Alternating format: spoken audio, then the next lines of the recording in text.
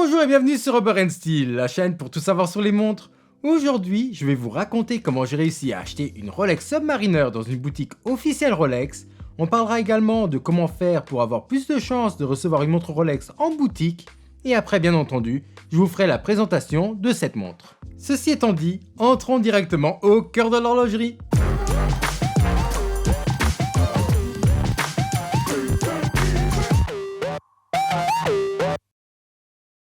Commençons donc directement par mon expérience boutique. Pour ceux qui suivent la chaîne depuis quelques temps, vous savez que j'ai déjà eu beaucoup de chance et j'ai eu l'opportunité d'acheter une Rolex après à peine une semaine d'attente, ce qui est déjà extrêmement fou. D'ailleurs, pour ceux qui n'auraient pas encore vu la vidéo, je mettrai le lien vers celle-ci dans la description. Mais comme vous avez pu le voir sur la miniature de cette vidéo, cette fois-ci je suis rentré dans une boutique et je suis directement ressorti avec la montre au poignet. Avant de vous raconter cette folle expérience, je fais une petite pause pour vous inviter à liker et commenter la vidéo et surtout abonnez-vous et activez la cloche pour ne pas rater les prochaines vidéos. Comme je le dis souvent, c'est entièrement gratuit et nous, ça nous soutient énormément. Passons à l'histoire qui s'est déroulée en plein mois d'août au Portugal et plus particulièrement à Porto. En fait, j'étais au Portugal pour assister au mariage d'une amie et du coup le jour après le mariage, on a décidé de passer la journée à Porto pour visiter. On arrive à Porto en métro. Et après à peine 5 minutes de marche, on arrive devant une belle devanture de vendeurs de montres qui se trouvait à la place centrale de Porto. Juste pour le plaisir des yeux, je suis rentré dans le magasin qui d'ailleurs vendait beaucoup d'autres marques comme Tudor, Panerai ou encore GG Lecoultre. Je commence à regarder les bijoux avec ma femme et après je vois le coin Rolex et je demande aux vendeurs ce qu'ils ont disponible en boutique. Et le vendeur, après m'avoir demandé si j'étais déjà client, me montre une D-Date avec plein de diamants et me dit que c'est tout ce qu'ils ont en stock.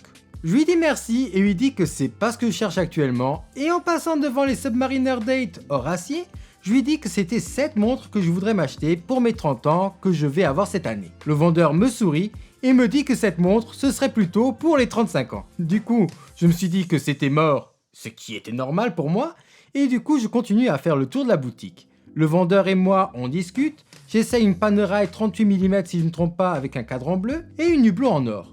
On parle de Tudor et de la GG Lecoultre Atmos, et puis je lui dis qu'actuellement je cherche une montre hors acier, et à ce moment-là il me dit qu'il a encore quelque chose que je pourrais essayer. Et là le vendeur retourne dans le coin Rolex et me sort cette même Rolex Submariner. Me la fait essayer et me demande si je la veux. Là on voit que chez Rolex, c'est vraiment à la tête du client, et que s'ils veulent vous vendre une montre, ils vous la vendent. Du coup, les conseils que je peux donner pour recevoir une montre chez un revendeur Rolex, c'est d'être passionné, montrez au vendeur que vous ne voulez pas la montre pour la revendre directement derrière. Un autre point, c'est que c'est plus facile de recevoir une montre si vous voulez l'acheter pour une occasion spéciale, pour une fête, anniversaire, l'obtention d'un diplôme ou encore pour votre mariage. Et dernier point, qui me semble logique, c'est d'être sympathique avec le vendeur qui fait juste son travail et n'est pas responsable du peu de montres que la boutique reçoit. Passons au cœur du sujet maintenant et commençons par parler de cette boîte verte tellement reconnaissable.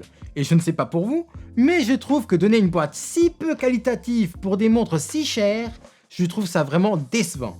Quand on ouvre la boîte, on voit directement la montre et derrière, on va voir une petite trappe où on va retrouver les différents documents de la montre. Quand on prend cette Submariner hors acier en main, la première chose qui frappe, c'est le poids de la montre. Parce que je m'attendais à ce qu'elle soit plus lourde. Parce que même avec l'or, je la trouve plus légère que la Tudor Black Bay JMT, qui est elle en acier. Sinon la montre a un diamètre de 41 mm, ce qui est une première pour la Submariner qui jusqu'en 2018 avait toujours eu 40 mm de diamètre. La lunette de cette montre est en or avec un insert en céramique, le cadran est noir brillant, et les index des heures ainsi que les aiguilles de la montre sont en or et remplis de Superluminova bleu que je trouve très beau. Mais bon, comme j'adore le bleu, je ne suis pas très objectif. La montre a un cadran date à 3 heures et par-dessus cette date, on va avoir le cyclope qui va permettre d'agrandir la date pour la rendre plus lisible. Cette montre est une réelle montre de plongée et donc la lunette de laquelle on a déjà parlé est une lunette unidirectionnelle qui est très agréable à tourner et qui fait un bruit splendide qui me fait penser aux vieux films où on voyait le voleur tenter d'ouvrir le coffre où il fallait tourner une roulette pour faire la combinaison afin de l'ouvrir. Écoutez-moi ça.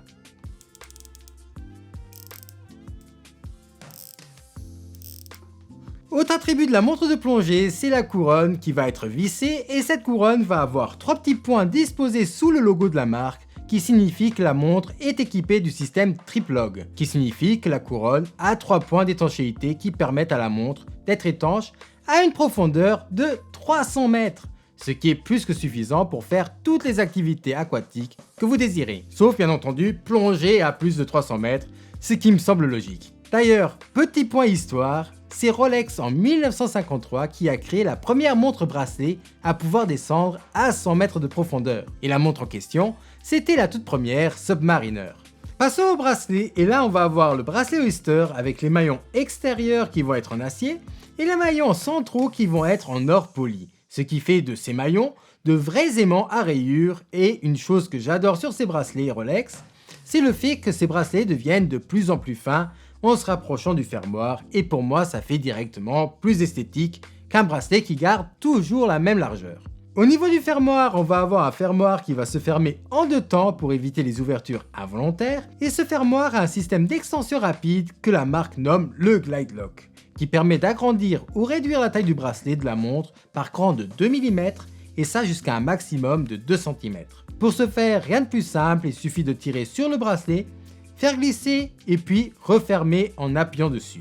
Un réel jeu d'enfant. Pour finir, à l'arrière de la montre, comme toutes les montres Rolex, à part les Rolex Daytona qui font hommage à la Daytona Paul Newman, et la Rolex 1908, la montre a un fond de boîtier plein, qui n'a d'ailleurs aucune inscription.